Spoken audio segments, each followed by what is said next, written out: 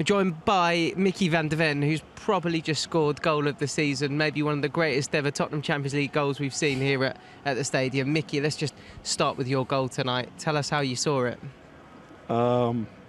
Yeah, I saw it back in the dressing room, to be honest. I get the ball in the own box, and every time I saw a little gap of space in front of me, and I start dribbling, I was like, hey, every time I can get a bit more. And I know when I get my speed and the acceleration, it's difficult to catch up sometimes. And then at one way I was like, hey, I'm through. And I was like, I'm going all the way now and just try to score. And yeah, I did. Look, this is a very obvious question. Is that the best goal you've ever scored in your life? Yeah, by far. And even as a youngster, I mean, you must have had moments like that, because obviously you're so quick where you've run through. But to get to that position where the pitch opens up in front of you and you start to think, okay, I can go for this now. What does that feel like when you're running towards that south stand? I need to score. Done all the hard work. When I came through, to be honest, in my head I was like, I know my strike is quite good. So my left inside foot is quite strong.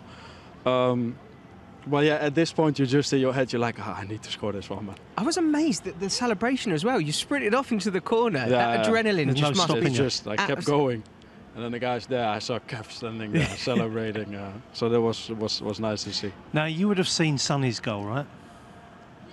I'm surprised he hasn't messaged you already tonight. I bet he probably has, hasn't he? But I remember speaking to Sonny after he scored that, and it's exactly the same for you.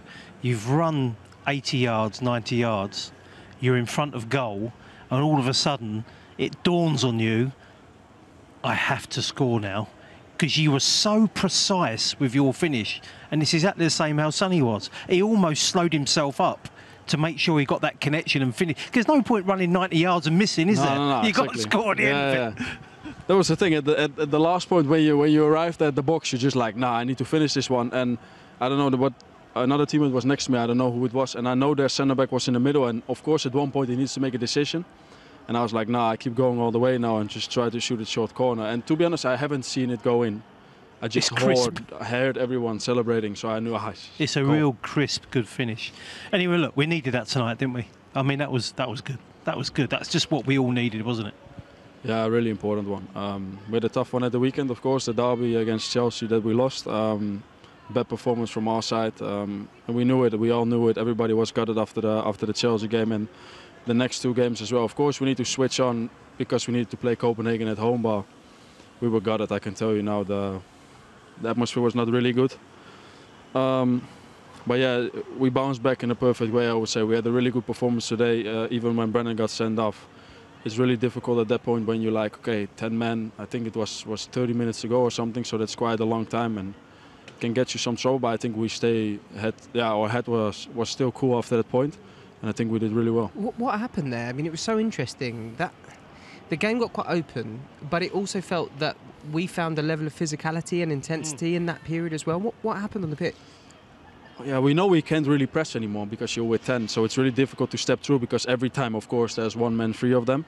But every time when the ball was like a 50-50, you saw we were on it. So looks like we were really hungry even at that point when we get with 10 men, really switched on, and every time we came out, and I think we had some great attacks even when we played with 10 men.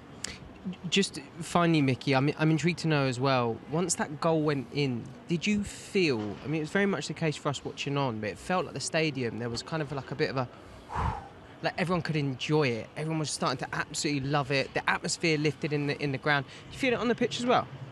Yeah, because even for us, because 2-0 and you play against 11 men with 10 men, imagine if they score, like in a crazy scenario they score, it's 2-1. And then you know you're going to drop back, and it's only one goal to get the equalizer for them. So at that point when you're like 3-0, you're just like, oh, because even if they score, we don't allow them to score, of course, because we want to keep the clean sheet. But even imagine they score, then you still have a gap of 2 goals. So everybody's like, oh, it's like, okay, we did it. Not we did a job now, but we made a massive step to put the game to bed.